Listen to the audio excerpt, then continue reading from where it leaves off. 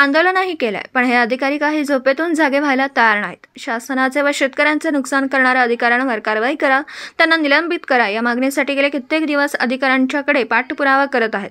आता तर असं कळलंय की ज्या अधिकाऱ्यांवर आम्ही कारवाई करा अशी मागणी केली आहे, तो अधिकारीच भ्रष्टाचारी निघाला आणि स्वतः प्रेस समोर आम्ही सर्वजण संगनमताने भ्रष्टाचार करतो असं तो म्हणत होता। याचा अर्थ काय की वरिष्ठांपासून सर्व अधिकारी यांची मिलीभगत आहे। याचा तपास केला पाहिजे। संबंधित अधिकाऱ्यांवर कारवाई तर सोडाच, ज्या अधिकाऱ्यांवर शासनाचे व शेतकऱ्यांचे नुकसान केल्याप्रकरणी आरोप आहेत त्या अधिकाऱ्याला वरिष्ठ अधिकाऱ्यांनी चक्क मनोरुग्ण घोषित केलं। शेतकऱ्यांचं नुकसान करणाऱ्या व शासनाचे नुकसान करणाऱ्या अधिकाऱ्यांवर कारवाई झाली पाहिजे अशी मागणी राष्ट्रवादीचे युवा नेते विज्ञानदादा माने यांनी निवेदनाद्वारे केली आहे। पत्रकार राजेंद्र शिंदे, झी न्यूज मराठी। मी पुन्हा एकदा जाधव साहेबांना भेटण्यासाठी आलो। भेटण्याचं कारण असं होतं की काल साहेबांच्या मी बाईट बघितली। खूप म्हणजे आपल्याला त्या बाईटमधून दिसून आलेलं आहे की भ्रष्टाचार करावा तर कसा ते आपल्याला दिसून आलेलं आहे। आज जाधव साहेबांकडे आम्ही आलो। जाधव साहेबांना आम्ही विचारलं की उपोषणस्थळी ज्यावेळी तुम्ही आला होता साहेब, उपोषणस्थळी ज्यावेळी आम्हाला भेट दिली त्यावेळी तुम्ही म्हटला होता की हा जो सगळा विषय हायड्रो आणि सिव्हिल डिपार्टमेंटचा आहे आणि त्याचा आम्ही अहवाल मागितला। त्यानंतर ज्यावेळी साहेबांची क्लिप आम्ही बघितली, साहेबांच्या क्लिपमध्ये असं होतं की सगळे टेंडर जे आहेत चुकीच्या पद्धतीनं भरण्यात आलेले आहेत आणि मी पत्रव्यवहार केला। जाधव साहेबांना आम्ही तेच विचारलं की पत्रव्यवहार जो केला साहेबांनी त्याच्यावर तुम्ही कारवाई काय केली, तीच आमची मागणी होती। साहेबांच्या विरोधात म्हणजे आमची जी मागणी आहे, साहेबांनी सुद्धा जे चुकी म्हणतात की टेंडर चुकीच्या पद्धतीने झालं त्याच्यावर सुद्धा काय कारवाई केली, आम्ही त्यांना प्रश्न विचारला तर त्यांच्याकडे काय उत्तर नव्हतं। त्यानंतर 6 जे ओव्हरफ्लो झाले त्यातला एक मनुष्य निर्मित होता ते सुद्धा पत्रव्यवहार केले, त्याच्यावर सुद्धा काय कारवाई केली ते विचारलं, त्याच्यावर सुद्धा त्यांच्याकडे काय उत्तर नव्हतं।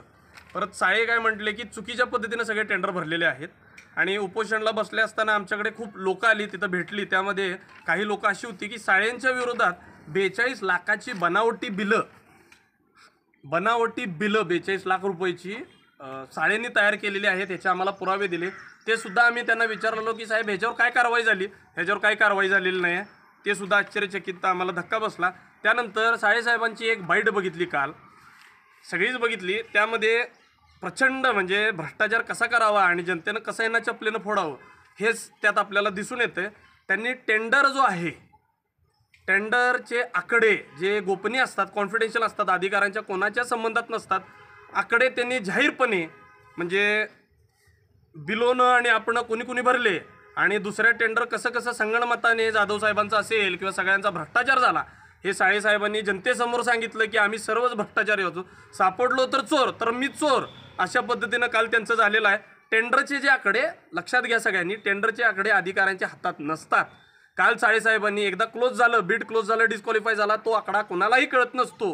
परंतु काल साहेबांनी तिन्ही टेंडरचे 10.90, 10.80, 10.10 हे सगळे नावासहित ज्यांनी भरले हे त्यांनी दाखवलेलं आहे की असा आहे, त्यांचा काही संबंध होता। त्याच्यावर काय कारवाई करणार आहात आम्ही जीवने साहेबांना सुद्धा आता विचारलेलं आहे।